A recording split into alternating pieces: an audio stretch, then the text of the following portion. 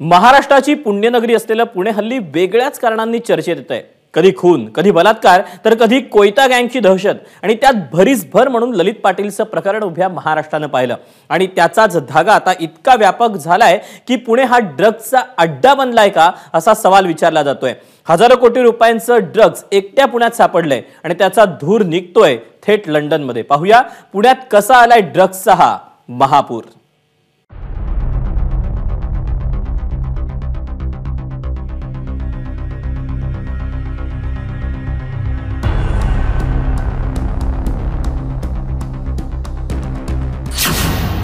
पुण्यात पबच्या आडून ड्रग्सचा धंदा। ह्या पुणे शहरामध्ये पब संस्कृती नाही पाहिजे। पब संस्कृतीमध्ये अंमली पदार्थ विकली जातात।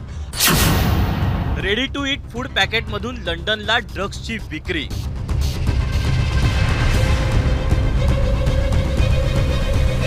संस्कृतीचा वारसा जपणाऱ्या पुण्यातून सध्या नशेचा धूर निघू लागलाय। गेल्या 2 दिवसात 4000 कोटींचे ड्रग्स एकट्या पुण्यात सापडलेत। पुण्यात पसरलेल्या ड्रग्सच्या जाळ्यात आता लंडनचं कनेक्शनही समोर आलंय। पुण्याच्या कुरकुम भागातला हा कारखाना बाहेरून दिसताना तो रेडी टू ईट फूडचा कारखाना दिसतो, पण या रेडी टू ईट फूडच्या पाकिटांच्या आडून सुरू होता ड्रग्स पुरवण्याचा गोरख धंदा। कुरकुम मधून हे एमडी ड्रग्स आधी दिल्लीत आणि तिथून ते लंडनला कुरिअर केलं जायचं। याची जबाबदारी होती ती दिवेश भुटिया, संदीप कुमार आणि संदीप यादववर। आतापर्यंत दिल्लीतून लंडनमध्ये 4 पार्सल पाठवण्यात आल्याची माहिती आहे। पुणे जिल्ह्यातील दौंड या ठिकाणी जे ड्रग्स तयार होत होते, हे जे रेडी टू ईट पॅकेट्स असतात, जे एक्सपोर्ट केले जातात बाहेर देशात, त्या पॅकेटमध्ये पॅक करून लंडनला पाठवले जात होते। तर आपण जर बघितलं तर जे आतापर्यंत जवळपास 900हून अधिक किलो हे मेफेड्रॉन ड्रग हे दिल्लीला पोचलेलं होतं। हेच ड्रग लंडनला जाणार होतं। त्याच्यासाठी खास व्यवस्था होती, ती म्हणजे पॅकिंग। रेडी टू ईट जे फूड्स असतात त्या पॅकेटमध्ये ते एक्सपोर्ट क्वालिटीचे जे पॅकेट्स असतात ते वेगळ्या पद्धतीने पॅक केले जातात आणि त्याच्याच मदतीने अर्थात त्यामध्ये या रेडी टू ईट पॅकेट्समध्ये हे ड्रग्स मेफेड्रॉन ड्रग टाकलं जात होतं आणि विदेशात लंडनला पाठवलं जात होतं। ड्रग्सचं जाळं फक्त पुण्यापुरतं मर्यादित नाही, तर ते सांगलीपर्यंत पोहोचलंय। तिथेही शेकडो कोटींचे ड्रग्स जप्त करण्यात आले। पुणे शहरामध्येच विश्रांतवाडी भागामध्ये एका मिठाच्या गोडाऊनमधून आणखी एमडी ड्रग्स जप्त करण्यात आले। त्यानंतर अजून काही आरोपींना ताब्यात घेतल्यानंतर त्यांच्याकडून मिळालेल्या माहितीवरून पुणे जिल्ह्यामध्ये एका MIDC मधून एमडी तयार करणाऱ्या कारखान्यामध्ये छापा कारवाई करून त्या ठिकाणावरून मोठ्या प्रमाणात एमडी ड्रग्स जप्त करण्यात आले। पुण्यात पसरलेल्या ड्रग्सच्या जाळ्याला पुण्यातील पब्स कारणीभूत असल्याचा आरोप काँग्रेसचे आमदार रवींद्र धंगेकरांनी केला, तर रोहित पवारांनी या प्रकरणावरून गृहमंत्र्यांना धारेवर धरलं।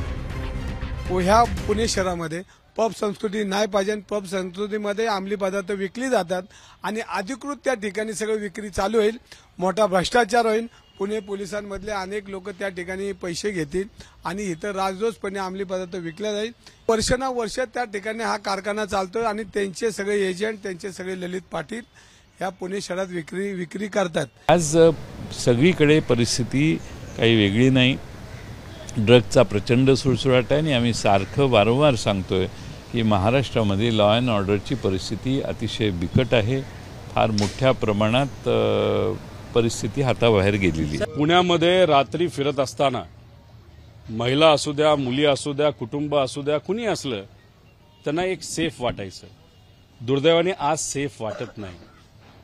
पब कल्चर पेक्षा रात्री जेवायला जाणं हे सुद्धा आज लोक करत आहेत आणि मग आज गुंडागर्दी जर वाढत असेल, पोलिसांचा वचकच राहिला नसेल गुंडावर आणि मग या सगळ्यांमुळे ड्रग पण वाढत असेल, तर त्याला रेस्टॉरंट वगैरे जबाबदार आहेत असं मी म्हणणार नाही।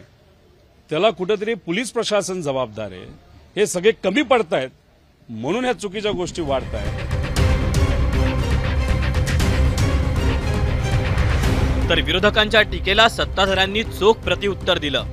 आज खऱ्या अर्थानं पुणे पोलिसांचं अभिनंदन करायचं सोडून त्यांच्यावरती उलटे आरोप केले जात आहेत। त्यांना गुन्हेगार म्हणून कटघऱ्यात उभं करण्याचं काम काँग्रेसचे नेते करत आहेत. कारण यांच्या सरकारच्या काळात यांचे गृहमंत्री जेलमध्ये आणि हे आज नैतिकतेच्या गप्पा मारत आहेत. मला असं वाटतं की राज्याचे गृहमंत्री आणि पुणे पोलीस यांचं मनापासून कौतुक केलं पाहिजे, इतकी मोठी कारवाई केली.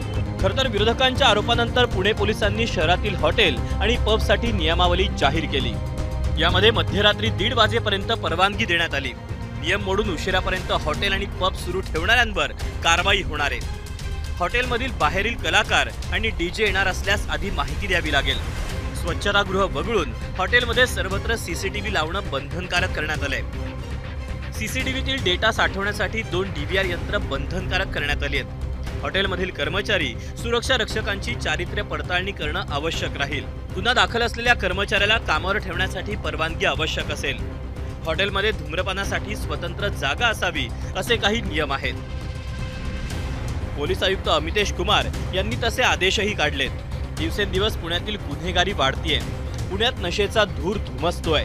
त्यामुळे आता पुणे पोलिसांसमोर आव्हाने ते कायदा सुव्यवस्थेला चढलेली नशेची झिंग उतरवण्याचं. मिकी घई, एबीपी माझा, पुणे. एबीपी माझा, उघडा डोळे बघा नीट.